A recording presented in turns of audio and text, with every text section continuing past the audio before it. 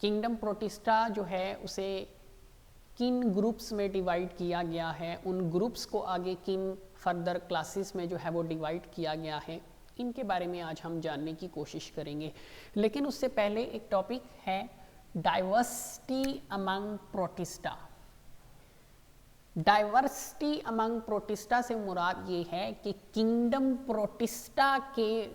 Protista में जो organisms हैं, किंगडम प्रोटिस्टा में मौजूद ऑर्गेनिजम्स के दरमियान बहुत सारी डाइवर्सिटी मौजूद है।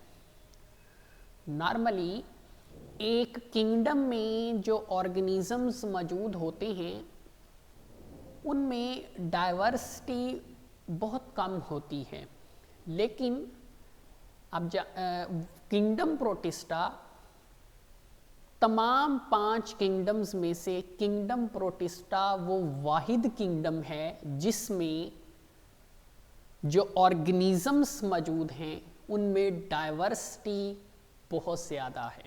मतलब कि बाकी किंगडम्स में मौजूद जो ऑर्गेनिजम्स हैं उनमें डाइवर्सिटी कम है, लेकिन अगर हम किंगडम प्रोटिस्टा में पाए जाने वाले ऑर्गेनिजम्स की बात करें तो उनमें डाइवर्सिटी, उनके दरमियान डाइवर्सिटी बहुत ज़्यादा है।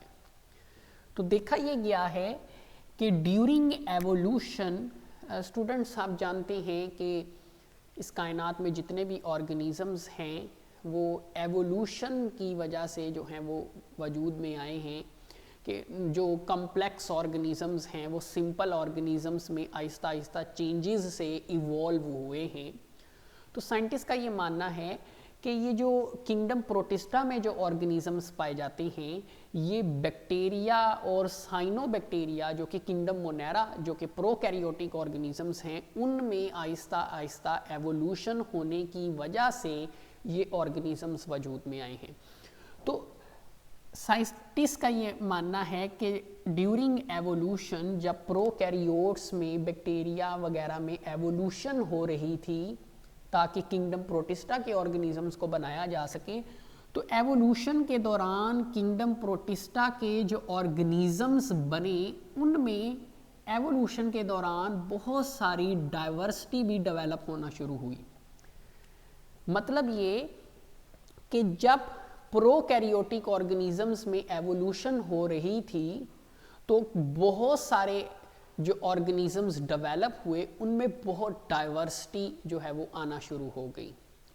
तो किंगडम प्रोटिस्टा में जिन बहुत सारे ऑर्गेनिजम्स मौजूद हैं और उनमें बेपनाह वैरायटी डाइवर्सिटी जो है वो मौजूद है।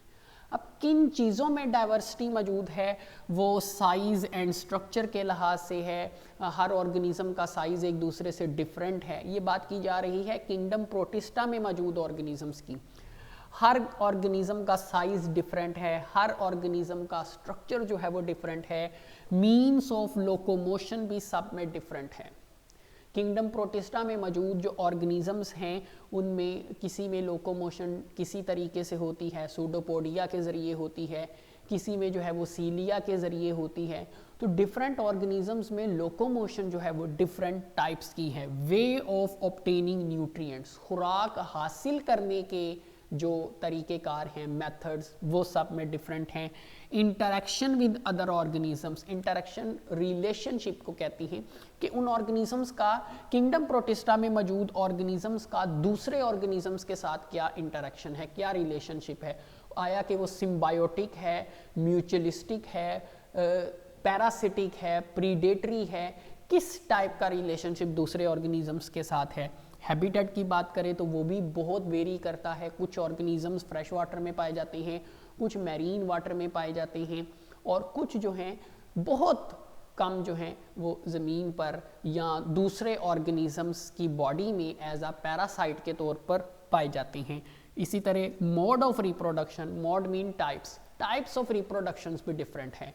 किंगडम प्रोटिस्टा में मौजूद हर ऑर्गेनिज्म इन तमाम खसूसियात के लिहाज से बहुत ज़्यादा एक दूसरे से डिफरेंट है, और ये कहना गलत नहीं होगा कि तमाम किंगडम्स में से, तमाम 5 किंगडम्स में से किंगडम प्रोटिस्टा वो वाहिद किंगडम है जिसमें डाइवर्सिटी के लिहाज से ऑर्गेनिजम्स बहुत ज़्यादा हैं। डाइवर्सिटी के लिहाज से यही वजह थी कि मार्गुलिस एंड श्वार्ट्ज ने जब रॉबर्ट विटेकर के बनाए गए 5 किंगडम क्लासिफिकेशन सिस्टम को रीमॉडिफाई किया तो उन्होंने किंगडम प्रोटिस्टा में मौजूद इस डाइवर्सिटी को मद्देनजर रखते हुए किंगडम प्रोटिस्टा को 27 फाइलम्स में जो है वो डिवाइड किया था, जो कि हम फर्स्ट लेक्चर में पढ़ चुके हैं। नेक्स्ट, अगर हम बुक के अकॉर्डिंग क्लासिफिकेशन अगर हम बनाते हैं तो किंगडम प्रोटिस्टा जो है इसको आगे 3 ग्रुप्स में डिवाइड किया जाता है। देखिए, किंगडम प्रोटिस्टा एक ऐसा किंगडम है जिसमें डुअल कैरेक्टर के ऑर्गेनिजम्स पाए जाते हैं, जबकि बाकी जो 4 किंगडम्स हैं उनमें जो ऑर्गेनिजम्स पाए जाते हैं उनमें अपनी अपनी खसूसियात मौजूद हैं। लेकिन किंगडम प्रोटिस्टा में जो ऑर्गेनिजम्स पाए जाते हैं इनमें अपनी खसूसियात भी होती हैं और दूसरे किंगडम के ऑर्गेनिजम्स की खसूसियात भी होती हैं। इसलिए हम कहते हैं कि किंगडम प्रोटिस्टा एक ऐसा किंगडम है जिसमें डुअल कैरेक्टर रखने वाले ऑर्गेनिजम्स मौजूद हैं। लिहाजा इस बिना पर, डुअल कैरेक्टर्स की ही बिना पर किंगडम प्रोटिस्टा को आगे 3 ग्रुप्स में जो है वो डिवाइड किया गया है। फर्स्ट वन है प्रोटोजोआ, जिसमें एनिमल लाइक प्रोटिस्ट रखे गए हैं। इस ग्रुप में ऐसे प्रोटिस्ट, किंगडम प्रोटिस्टा में जो ऑर्गेनिजम्स पाए जाते हैं उन्हें प्रोटिस्ट्स कहते हैं। अब इस ग्रुप में ऐसे प्रोटिस्ट रखे गए हैं जिनमें अपने कैरेक्टर्स भी हैं और कुछ कैरेक्टर्स उनके एनिमल से मिलते जुलते भी हैं, इसीलिए एनिमल लाइक प्रोटिस्ट भी हम इनको कहते हैं। जबकि जो दूसरा जो ग्रुप है वो है एलजी। अब एलजी जो है, इसमें जो इस ग्रुप में जो प्रोटिस्ट रखे गए हैं उनमें अपने कैरेक्टर्स भी हैं और उनमें बहुत सारे कैरेक्टर्स प्लांट से भी मिलते जुलते हैं, तो इनको हम कहते हैं प्लांट लाइक प्रोटिस्ट। तो एलजी जो है वो सेकंड ग्रुप है। जबकि जो थर्ड ग्रुप है उसे हम मोल्ड का नाम जो है वो दे सकते हैं। इस ग्रुप में जो प्रोटिस्ट रखे गए हैं उनमें अपने कैरेक्टर्स के साथ साथ फंजाई के कुछ कैरेक्टर्स भी मौजूद होते हैं, इसीलिए इनको हम फंजाई लाइक प्रोटिस्ट का नाम देते हैं। तो अब आप देखें कि इनमें ये जो प्रोटोजोआन्स हैं इनमें एनिमल जैसे कैरेक्टर्स भी सॉरी इनमें एनिमल लाइक कैरेक्टर्स भी हैं। एलजी जो हैं इनमें प्लांट लाइक कैरेक्टर्स भी हैं। मोल्ड्स जो हैं इनमें फंजाई, तो डुअल कैरेक्टर्स जो हैं वो मौजूद है। तो डुअलिटी की बिना पर इनको ग्रुप्स में, डिफरेंट ग्रुप्स में डिवाइड कर दिया गया है। अब ग्रुप प्रोटोजोआ जो है इसको आगे फर्दर जो है वो डिवाइड किया जाता है। इसको आगे फर्दर बहुत सारे हिस्सों में, टाइप्स में डिवाइड किया जाता है। जैसे अमीबी है, फर्स्ट वन जो है वो अमीबी है, ठीक है, ये कॉमन नेम्स हैं इसमें। तो प्रोटोजोआ, जैसे कि अभी हमने बात की कि जो किंगडम प्रोटिस्टा में जो ऑर्गेनिजम्स हैं उनमें डाइवर्सिटी बहुत ज़्यादा है। तो ठीक है कि इस ग्रुप में एनिमल लाइक प्रोटिस्ट मौजूद हैं, लेकिन वो सारे एनिमल लाइक प्रोटिस्ट हैं, लेकिन इसके बावजूद उनमें साइज वेरी कर सकता है, स्ट्रक्चर वेरी करता है, रिप्रोडक्शन जो है वो वेरी करती है, लोकोमोशन वेरी करती है, हैबिटेट वेरी करता है। तो इन तमाम चीज़ों को मद्देनज़र रखते हुए, इन तमाम खसूसियात को मद्देनज़र रखते हुए इन तमाम ग्रुप्स को आगे फर्दर कई टाइप्स में डिवाइड किया गया है। इसमें अगर हम प्रोटोजोआन्स की अगर हम बात करें तो इनको अमीबी, ज़ूफ्लैजिलेट, एक्टिनोपोड्स, फोरामेनफेरन्स एंड एपिकम्प्लेक्सन्स, इनको कई टाइप्स में जो है वो डिवाइड किया गया है। यहाँ पर स्टूडेंट्स एक्टिनोपोड्स की जगह यहाँ पर सिलिएट आएगा, सिलिएट्स, थर्ड वन इज सिलिएट्स।